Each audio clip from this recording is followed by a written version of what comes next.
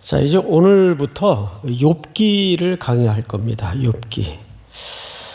목회자들이 주로 이제 저도 그렇지만 성경을 읽는 패턴이 이렇게 창세기부터 계시록까지 쭉 읽는 패턴이기보다는 예를 들어 욥기를 강의한다 그러면 한 달여 전서부터 욥기만 계속 반복해서 여러 번 읽곤 합니다.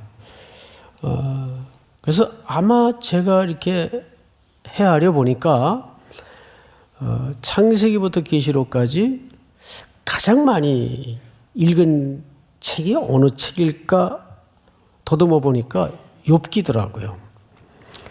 그래서 이번 강의는 좀 거저먹겠다 싶어서 이번에도 이제 한 달여 전서부터 욥기를 준비하는데 놀랍게도 갈수록 오리무중이에요.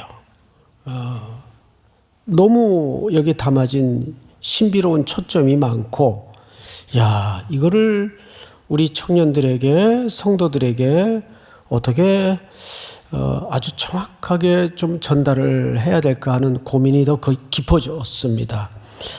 그러나 우리 기도 드린 대로 이거를 우리가 사람의 이해로 깨닫는 것보다는 말씀의 저자이신 성령께 의지해서 전하는 부족한 종도, 이제 말씀을 받고 또 그 말씀을 가지고 살아내야 될 여러분들도 하나님 앞에 큰 은혜를 경험하는 복된 강해의 기간이 되기를 바랍니다.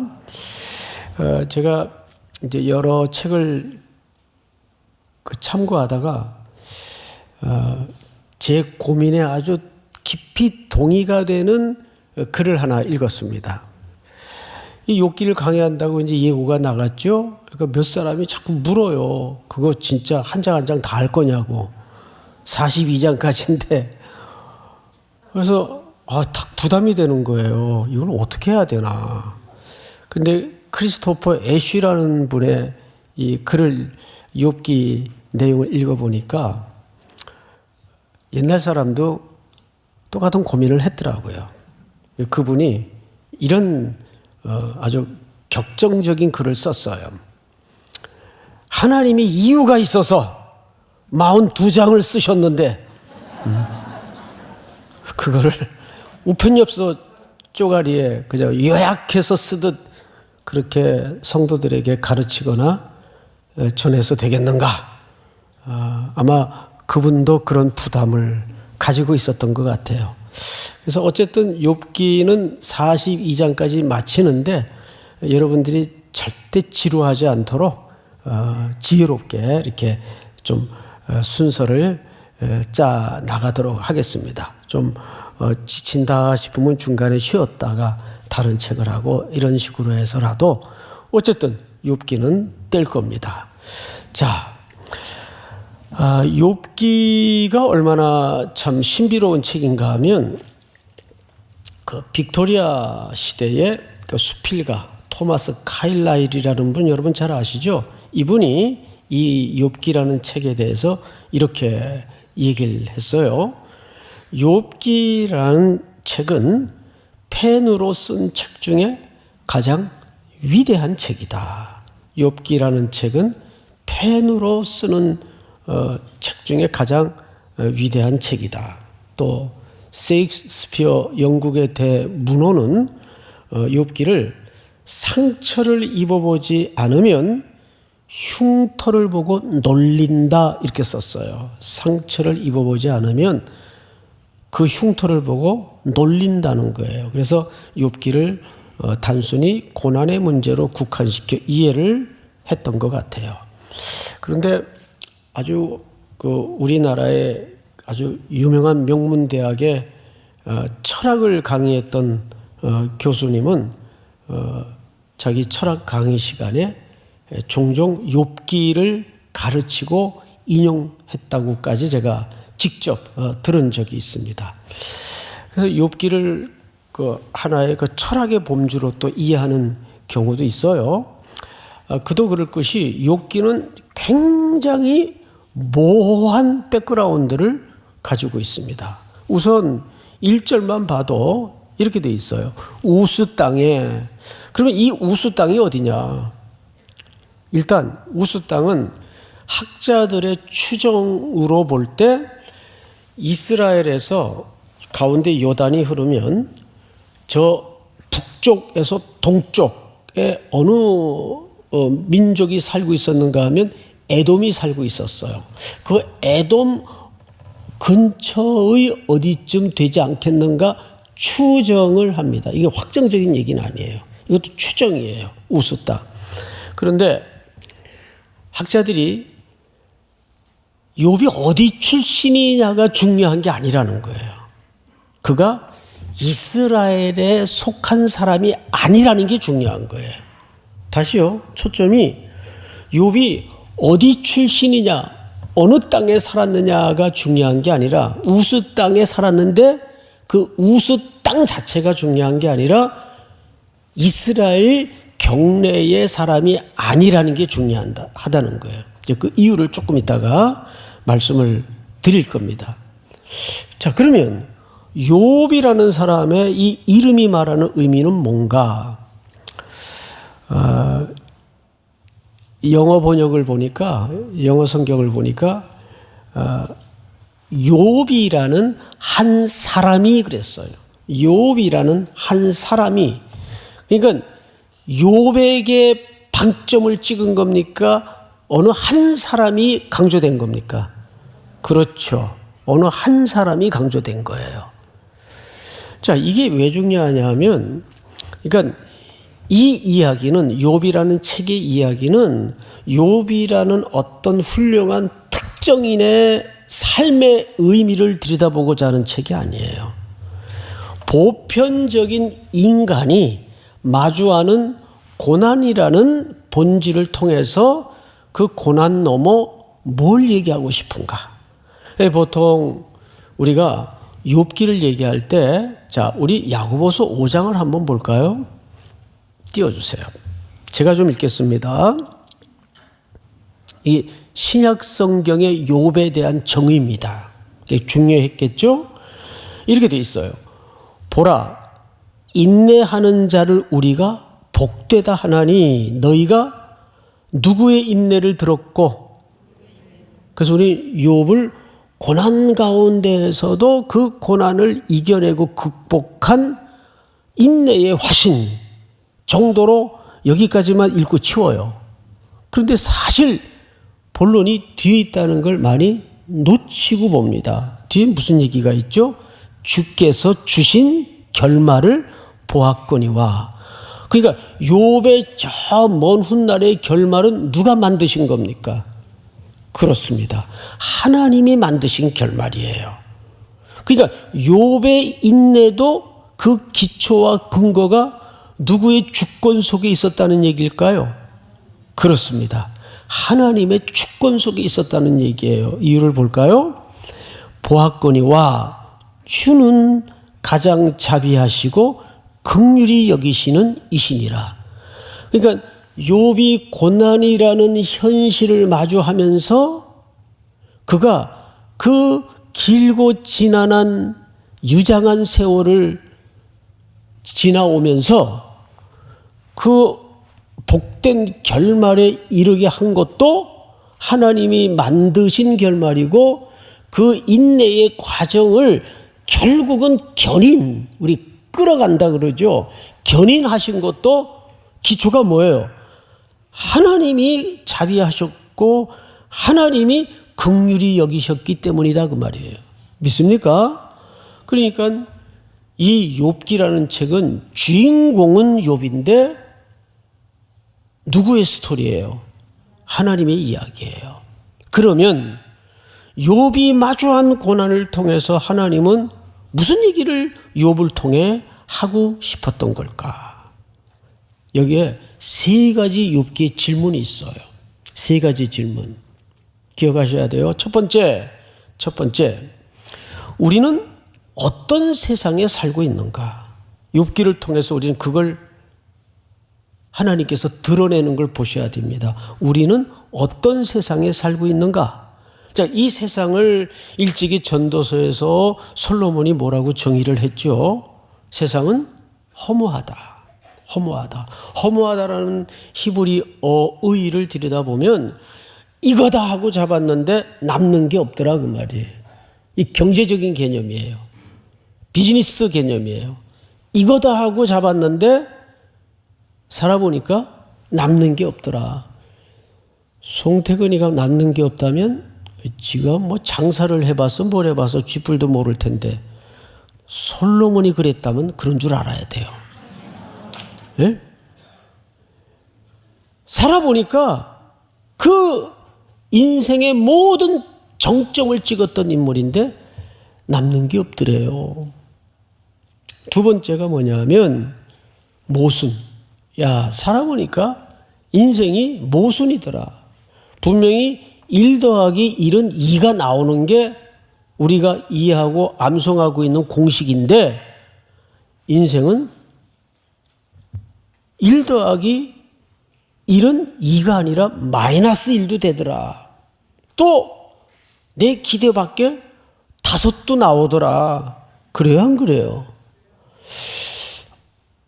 학교 다닐 때는 맨날 탱자 놀던 애가 시집을 잘 가가지고 벤츠 몰고 나오고 그러는 거 보면 이게 뭐지?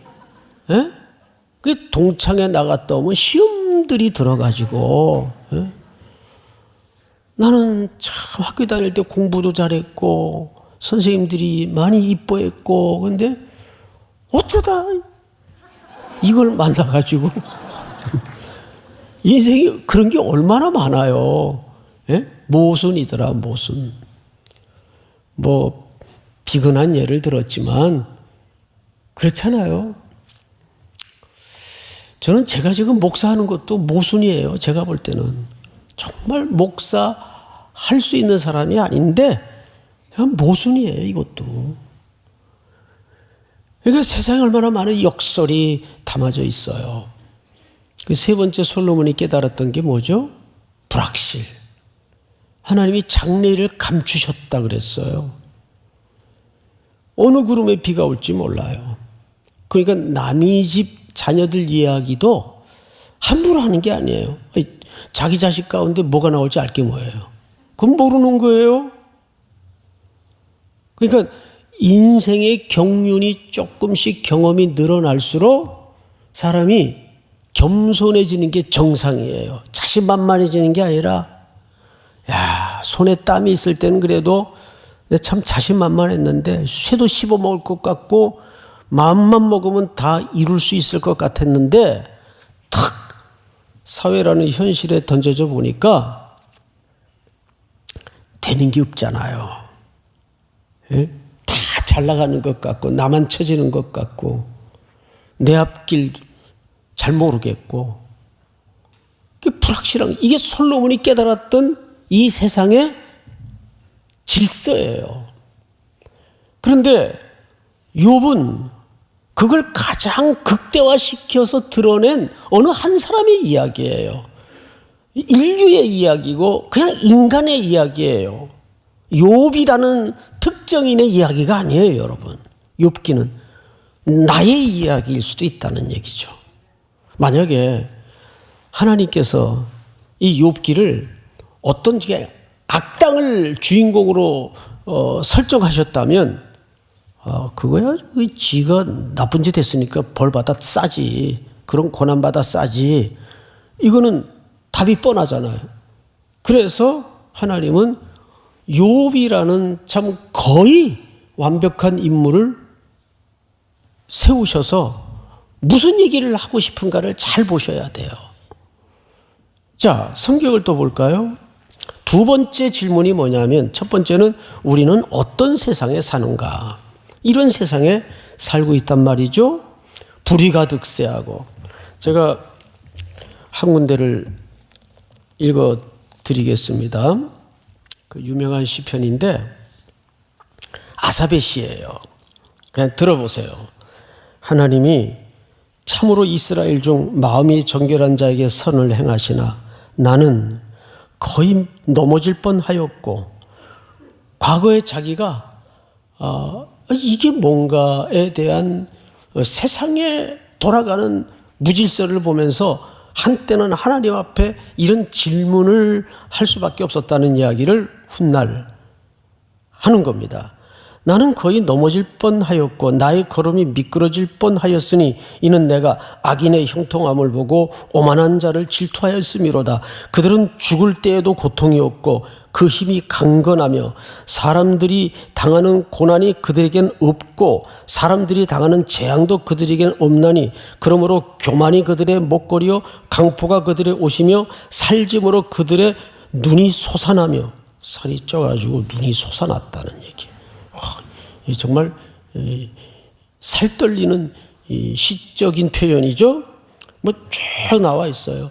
그리고 그들의 소득은 마음의 소음보다 많으며 1억만 있으면 좋겠는데 하나님 막 10억 주시고 손대는 것마다 대박 나고 누가 악인은 그러더라는 얘기예요. 악인은 누구는 자빠져도 똥밭에 넘어지고 저 사람은 악당인데 자빠져도 금밭에 넘어지고 삶이 그렇게 되더라는 거예요. 그래서 실족할 뻔하였대요. 실족할 뻔.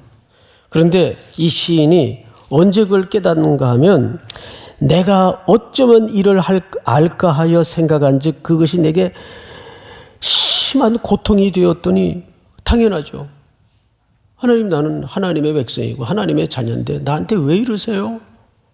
대체 내가 뭘 잘못했어요? 어쩌면 이를 알까요? 심히 고통이 되었더니 하나님의 성소에 들어갈 때야 그들의 종말을 내가 깨달았나이다. 어디 들어갈 때요? 하나님의 성소. 여러분 하나님의 성소가 뭐예요?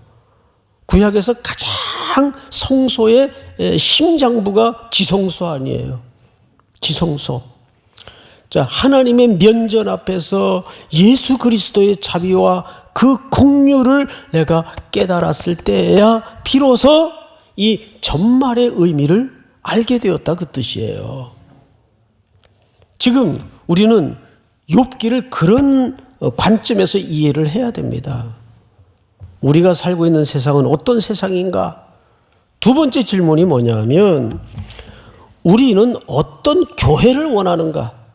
왜 뜬금없이 교회 얘기를 할까? 여러분 세상의 교회가 문제가 많아요? 문제가 없어요? 문제가 많죠.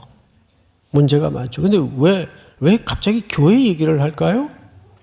이것은 크리스토퍼 애쉬라는 구약 신학자가 꺼내놓은 질문입니다.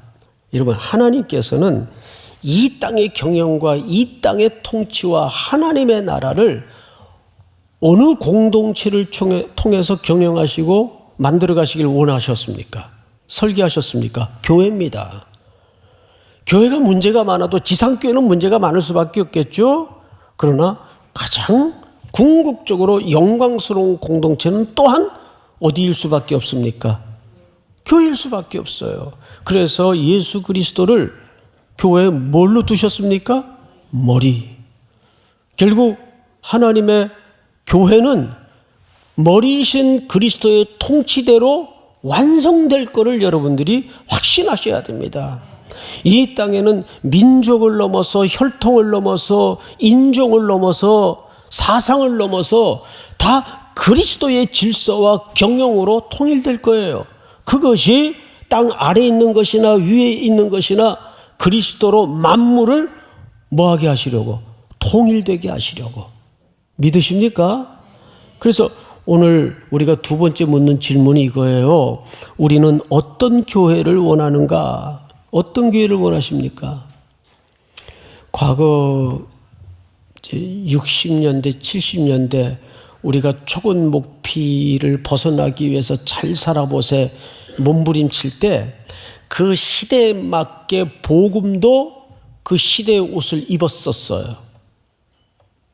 그래서 적극적인 사고방식, 대표적인 주자가 미국의 크리스탈 처치를 설립하셨던 로버트 슐러 같은 분들, 긍정의 힘, 적극적인 사고방식.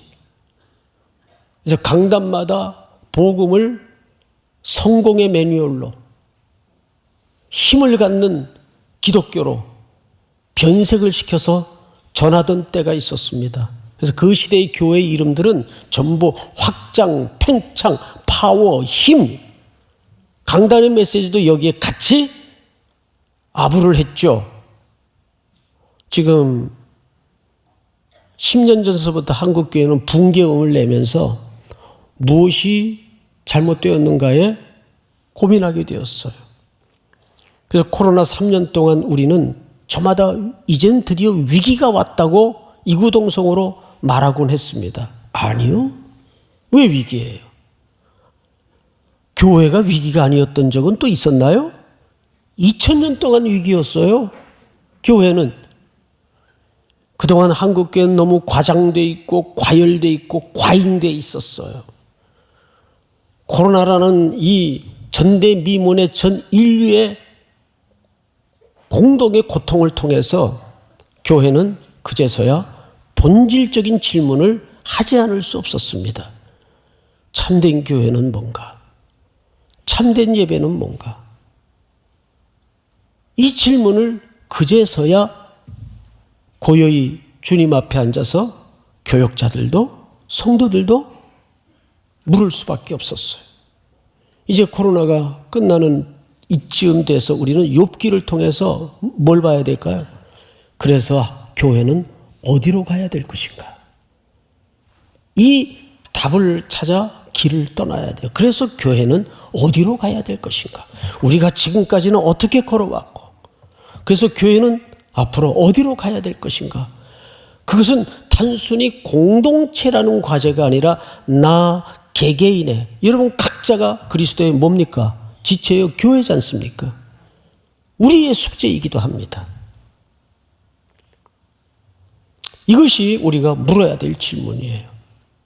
그렇게 적극적인 사고방식을 주창했던 미국의 실용주의적 신학을 통해서 그걸 그대로 카피한 한국교회가 어떻게 됐나요, 지금? 대형교회를 중심으로 사고가 터지고 잘못된 성경적 기초를 통해서 사회에 더 교회에 대한 불신이 쏟아졌어요. 그렇다고 교회가 무용한 공동체인가요? 그럴 수는 없지 않습니까? 그 명성을 날렸던 크리스찬 처치는 지금 어떻게 됐나요? 교인이 모이질 않아가지고 운영이 안 돼서 결국은 큰 가톨릭 재단으로 넘어갔어요. 팔렸어요. 이게 얼마나 한 세대를 버티지 못하고 무너지는 모습을 온 세계의 교회가 경악을 금치 못하고 주목했던 참 슬픈 현대사예요. 그것이 이 시대의 교회가 앞으로 어떻게 가야 될 것인가에 대한 중요한 명제를 던지는 겁니다. 우리는 어떤 교회를 원하는가? 전부 움켜쥐고 확장하고 팽창하고 힘을 갖고 이 사회의 헤게모니를 잡고 계속 이런 복음을 원하십니까? 아니면 이제는 한국교회 그동안 부어준 하나님의 은혜와 복들을 이제는 우리의 이웃되게 하신 이들과 함께 어떻게 흩어주고 나누고 함께 할 것인가? 이 고민에 천착해야 돼요. 한국교회는 이 고민으로 방향을 잡지 않으면 어쩌면 주님 다시 오시는 날까지 기회가 없을지도 몰라요. 마지막 세 번째 질문이 뭐냐 하면 우리는 어떤 구원자를 원하는가? 도대체 선거 때마다 이 시대의 메시아는 누구인가? 이런 카피를 볼 수가 있어요. 그런데 사회도 그렇게 질문을 했다면 정말 교회는 도대체 어떤 메시아를 원하십니까? 예수님이 오셨을 때 그 시대가 원했던 메시아는 정치적 메시아였고 힘을 가진 메시아였고 우리의 빵을 해결해 주는 메시아를 기대했어요. 그러다 보니까 참된 메시아가 오셨음에도 불구하고 그 메시아를 바로 보지 못하는 역사적 죄악을 저질렀죠. 로마서 5장을 한번 띄워주실까요? 우리 전체가 한번 같이 읽겠습니다. 다 같이 시작. 한 사람이 순종하지 아니함으로 많은 사람이 죄인 된 것 같이 한 사람이 순종함으로 많은 사람이 의인이 되리라. 아멘. 한 사람이 순종하지 아니함으로, 아담의 죄를 얘기하죠. 아니함으로 많은 사람이 죄인 된 것 같이 한 사람이, 둘째 아담이시죠. 예수 그리스도, 사람의 아담의 형상을 입고 죄인의 몸을 입고 이 땅에 오신 한 사람의 순종을 통해서 많은 사람이 뭐가 됐어요? 이 질서와 원리는 오늘 우리에게 매우 선명하고도 깊은 명제입니다. 하나님은 집단을 원하는 게 아니에요. 숫자를 원하는 게 아니에요.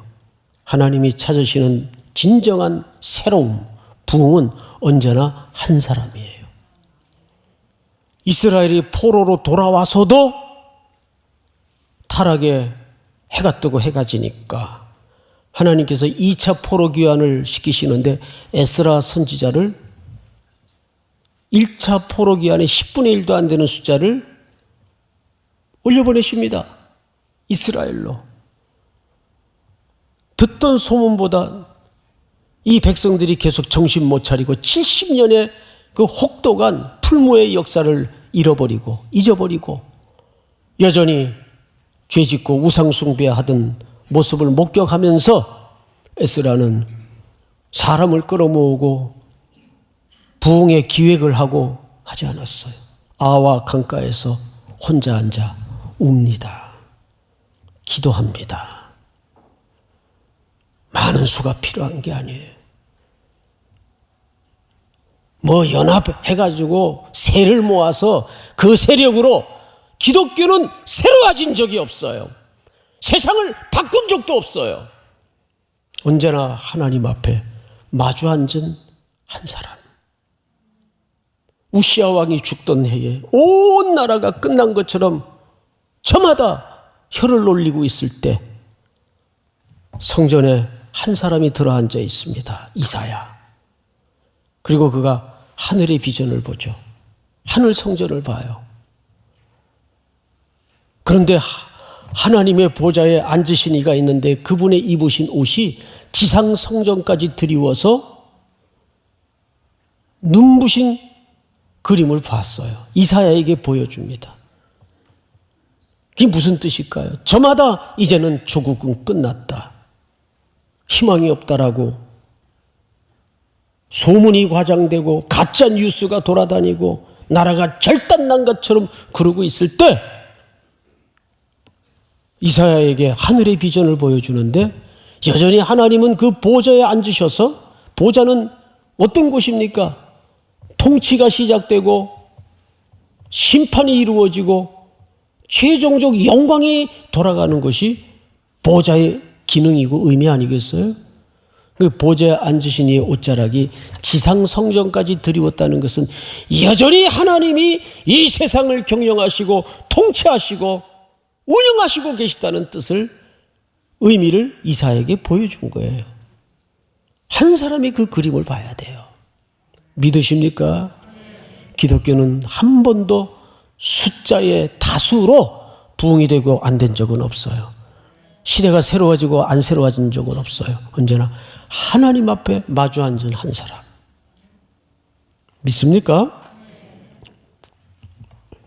로마서 5장 19절을 다시 보시면 한 사람이 순종하지 아니함으로 많은 사람이 죄인 된 것 같이 한 사람이 십자가에 죽기까지 순종하심으로 많은 사람이 의인 되리라. 결국 예수 그리스도의 죽기까지 십자가에 순종하신 그 한 사람의 순종이 시대를 살리고 역사를, 물줄기를 바꾸지 않습니까? 교회는 그런 곳이어야 합니다. 교회는 자꾸 미니스트리, 사역, 어떤 세상이 말하는 세상의 것들을 더 확대시키고 팽창시키는 그런 힘이 필요한 것이 아니에요. 계속 본질로 들어가고 내부로 들어가서 저희를 지도하셨던 영적인 아버지인 내수동교회 원로 목사님 박이천 목사님께서 항상 가르치실 때 큰 파일을 부수려면 다이너마이트를 심어야 되는데 그냥 파기 힘드니까 겉에다가 묻혀놓고 파묻어 놓고 터뜨리면 겉에 일부만 터져나갈 뿐이다. 이걸 완전히 부수고 깨트리려면 계속 핵심 중심까지 파고 들어가서 구멍을 뚫어서 거기에 폭약을 심어 터뜨릴 때 그 불가능할 것 같은 바위가 터지고 깨지는 법이다. 교회는 그런 본질에 집중할 수 있어야 됩니다. 세상이 하도 아침마다 고양이 눈알처럼 바뀌니까 그 바뀌는 변화무쌍한 속도에 따라서 교회가 너를 띄고 춤을 추면 안 돼요. 그럴수록 교회는 움직이지 말고 계속 뭐에 집중해야 돼요? 복음에 집중해야 돼요. 세상이 흉내낼 수 없는 가치에 집중해야 돼요. 믿으십니까? 자, 그러면 이제 이렇게 우리는 어떤 세상에 살고 있는가? 우리는 어떤 교회를 원하는가? 우리는 어떤 구원자가 필요한가? 세 가지 질문을 했다면 이제 우리가 욥의 프로필을 잠깐 보십시다. 오늘 어차피 개요 시간이니까 우리가 본문을 자세히 들어가지는 못합니다. 욥의 프로필을 좀 보십시다. 1절 우스 땅의 욥이라 불리는 사람이 있었는데 그 사람은 첫째 어떤 사람이에요? 온전한 사람이에요. 이 번역을 잘한 것 같아요.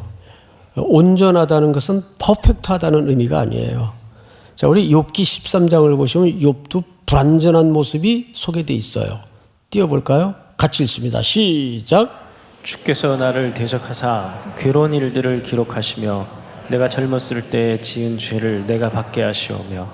그는 완전한 사람은 아니에요. 여전히 우리처럼 성정이 연약하고 실수하고 죄를 짓는 사람이에요.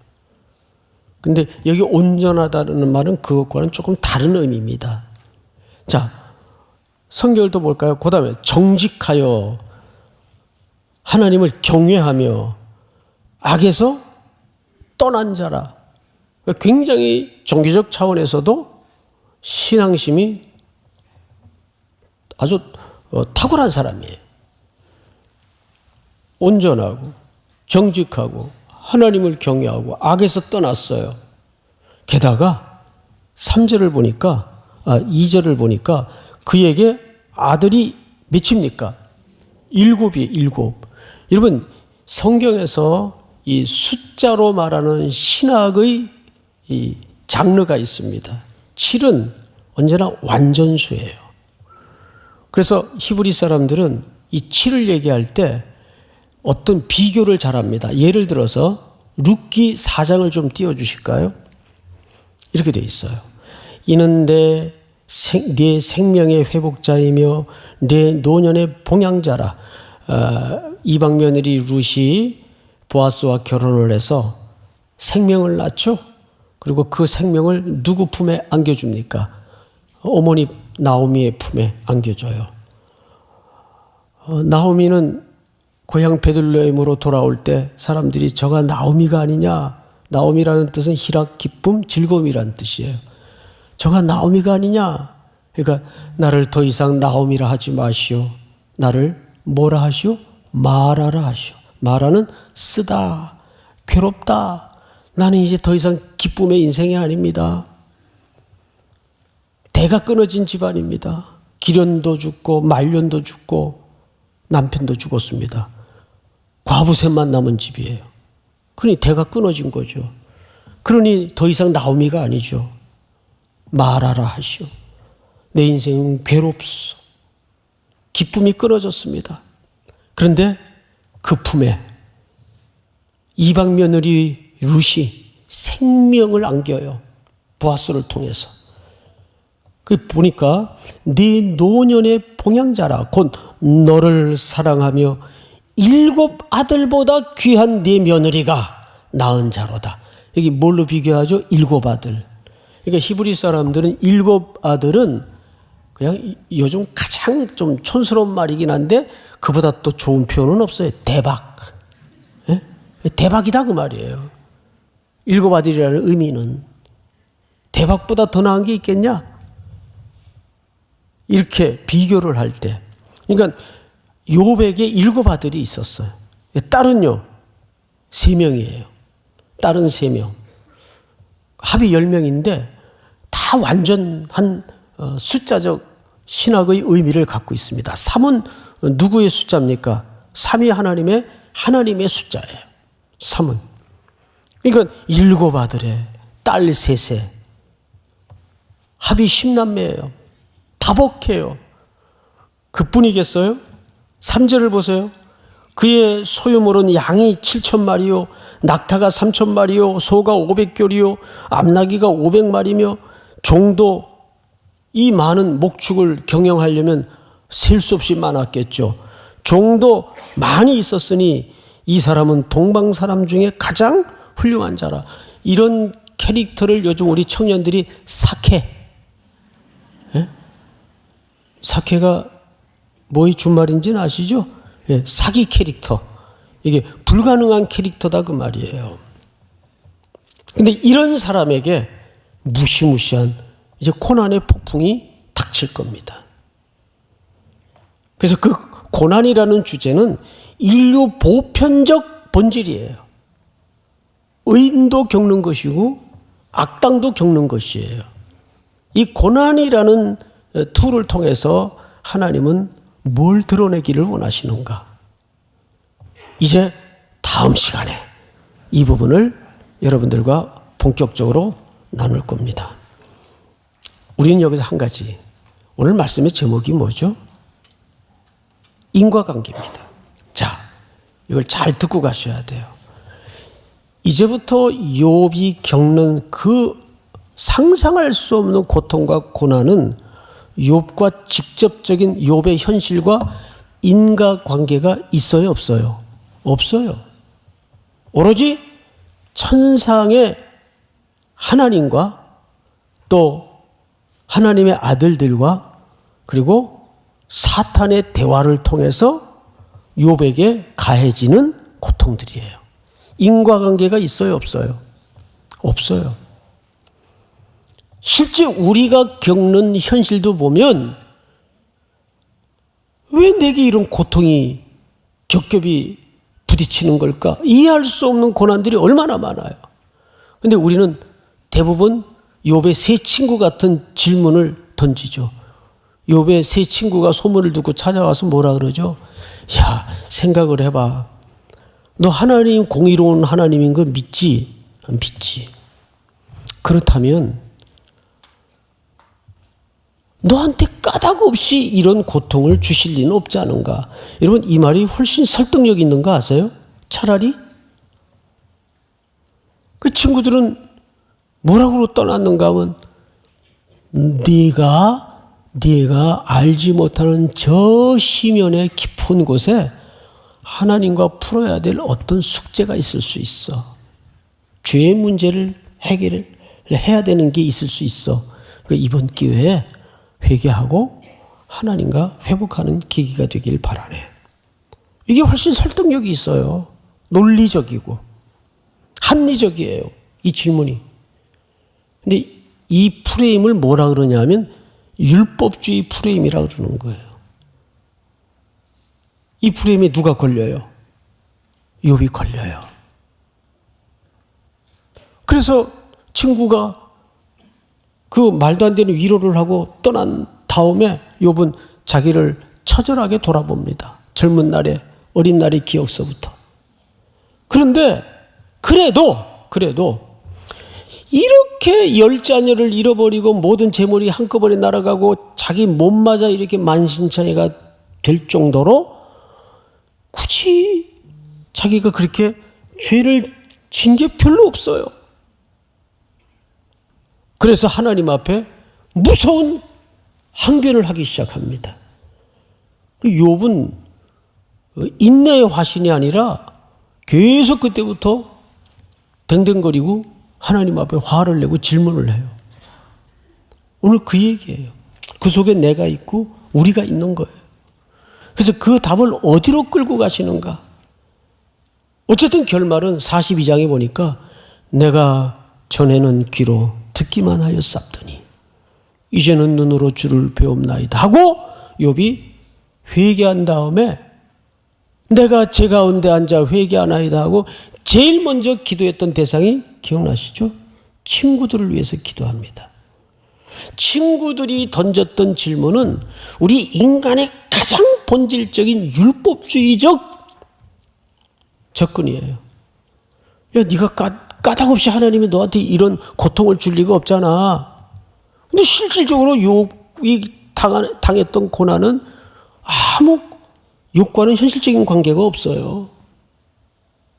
과연 이 과정을 통해서 하나님은 고난의 문제를 훨씬 뛰어넘는 어떤 근본적인 피조물의 문제를 우리에게 드러낼 겁니다. 다음 시간에 그 얘기를 기대하면서 우리 다 일어나십시다. 예수 늘 함께 하시네.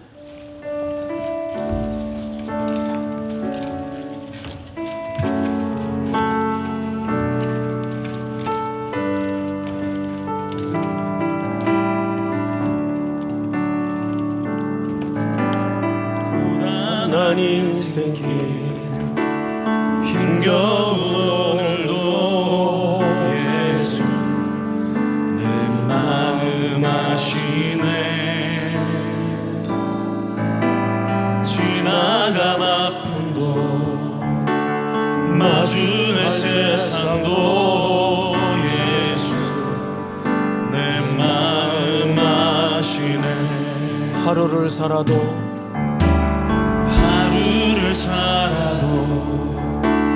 기쁨으로 가리 예수 늘 함께 하시네. 후회도 염려도